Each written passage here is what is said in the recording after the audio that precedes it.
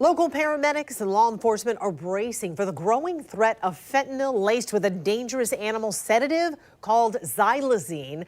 The DEA issued an alert earlier this year about this deadly double dose. And while local officials haven't been able to quantify the impact yet, as Tarek Miner explains, law enforcement in Central Florida is already seeing a spike, Tarek. Yeah, and it's called the zombie drug on the streets. And according to the Florida Department of Law Enforcement, xylazine is now the sixth most frequent drug present during drug seizures. The sheriff in Central Florida is already seeing a dramatic increase in the drug's use. And locally, JFRD's captain says it's only a matter of time before it becomes a bigger problem for us here in North Florida. Orange County Sheriff Captain Daryl Blanford is ringing the alarm about the drug fentanyl mixed with an animal sedative called xylazine, citing a dramatic spike in drug seizures in Central Florida. It is illustrating a growing trend of xylazine being mixed in with fentanyl.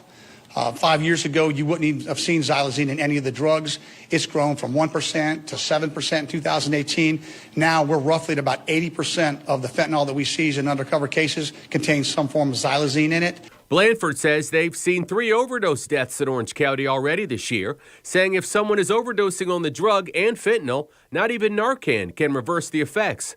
Jacksonville sheriff's officers tell News4Jax, unlike substances such as cocaine, methamphetamines, fentanyl, and heroin, there is currently no field test available for the drug xylazine. Therefore, we can only determine if xylazine is mixed with narcotics after receiving a toxicology report from the medical examiners. News4Jax asked JFRD Fire Department spokesperson Eric Proswimmer if paramedics are seeing an uptick in the number of overdoses. He told us they are aware of the trend and it's difficult to spot, adding there's no doubt that xylazine and fentanyl will present a problem in North Florida.